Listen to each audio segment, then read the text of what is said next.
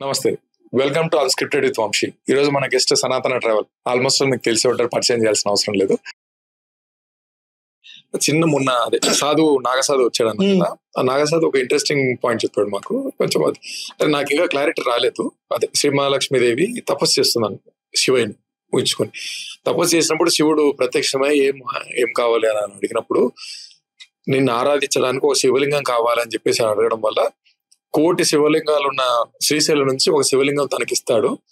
అదే మీరు అనంత పద్మస్వామి విగ్రహం సరిగ్గా గమనిస్తే శ్రీ మహావిష్ణువుది ఇలా చేయి ఇలా పెట్టి ఉంటుంది. అది శివలింగమే.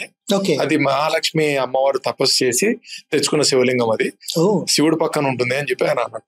నేను అది షాక్ అయినా. అంటే ఇంతవరకు మేము గమనించలేదు. అనంత పద్మస్వామి విగ్రహం ఒకసారి ఇమాజిన్ చేసుకున్నాను.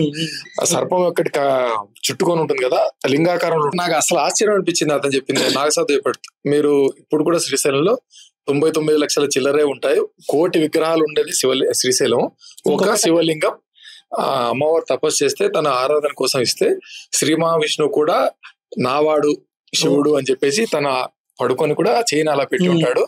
మీరు కావాలంటే అనంత పద్మస్వామి విగ్రహం చూడండి, మన నాగాభరణం చుట్టుకొని ఉంటుంది, శివలింగమే అది. వాళ్ళిద్దరి మధ్యన అంత ప్రేమ ఉంది, ఇద్దరి మధ్యలో భేదం లేదు. వాళ్ళిద్దరు కలిస్తే ఈశ్వర స్వరూపము. అయితే ఇక్కడ ఒక పని చేద్దాం, సందర్భం వచ్చింది కాబట్టి నేను శ్లోకంతో పాటు ఎక్స్ప్లెనేషన్ ఇచ్చేస్తాను ప్లీజ్. ఎవరైతే శివకేశవులకి భేదం చెప్తా ఉంటారో వైష్ణవుల్లో కానీ ఇస్కాన్ వాళ్ళు కానీ, వీళ్ళు ఎప్పుడు మాట్లాడినా సరే నువ్వు మన భగవద్గీత నుంచి క్వశ్చన్ చేస్తుంటే పద్మపురాణం అంటారు. సో భగవద్గీత ఏంటి? పురాణాల సారాంశం భగవద్గీత కాదు, ఉపనిషత్ల సారాంశం భగవద్గీత కదా.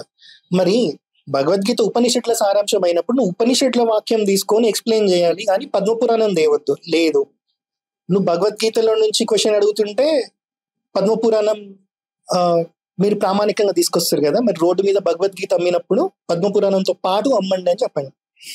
ఎందుకంటే ఇందులో దొరకనప్పుడు ఇందులో చెతుక్కుంటారు కదా. మరి మేము ఇందులో నుంచి క్వశ్చన్ అడిగితే మీరు ఇది ఆన్సర్ చెప్తున్నారు. ఆబ్వియస్లీ భగవద్గీతకి ఒక శ్లోకం ఇందాక నేను చెప్పాను కదా, ఆది శంకరాచార్య వచ్చింది బోగస్ ఫిలాసఫీతో అని వీళ్ళు చెప్తారు. దానికి విష్ణుమూర్తి చెప్పిండంట, నువ్వు ఈ బోగస్ ఫిలాసఫీతో నువ్వు వెళ్ళి జనాలని మాయలో ముంచేసి ఏకం చేసినామని ఏదో చెప్తారు వీళ్ళు. అట్లేం లేదు, దానికి ఒక శ్లోకం చెప్తారు. సో ఆ శ్లోకం ఎప్పుడు డిబేటబుల్. ఇందాక నేను చెప్పినట్టు అన్ని సంప్రదాయాలు యాక్సెప్ట్ చేసినప్పుడు మాత్రమే అది ప్రామాణికం అవుతుంది. వీళ్ళు ఒక్కటి మాట్లాడితే అది ప్రామాణికం కాదు.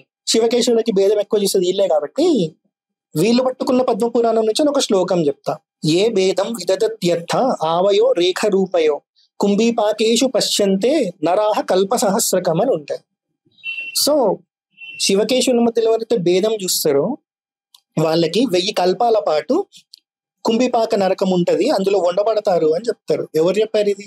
సాక్షాత్తు విష్ణుమూర్తి చెప్పారు పద్మపురాణంలో. అంటే ఇంకా ఆలోచించండి, భేదం చూస్తామా లేకపోతే ఇద్దరు ఒకటే అన్న భావంతో బతుకుదామా?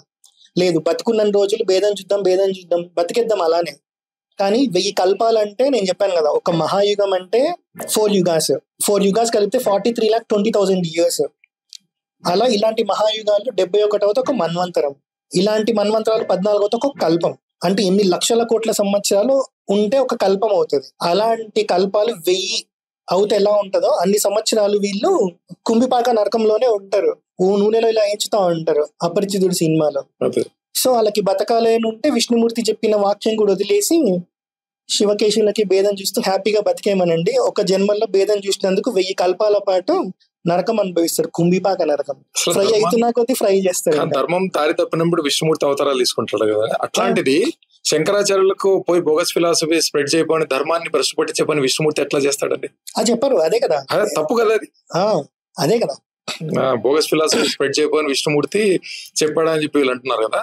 ధర్మాన్ని కాపాడడానికి విష్ణుమూర్తి వచ్చినాడు. సరే, వీళ్ళు అట్లనే అనుకుందాం, విష్ణుమూర్తి చెప్పారు బోగస్ ఫిలాసఫీ స్ప్రెడ్ చేయడానికి అని పంపించారని అనుకుందాం. వాయు పురాణంలో అనుకుంటా శ్లోకం ఉంటది, ఏమని అని అంటే చతుర్భి సహశిష్యైతే శంకరో అవతరిష్యతి అని.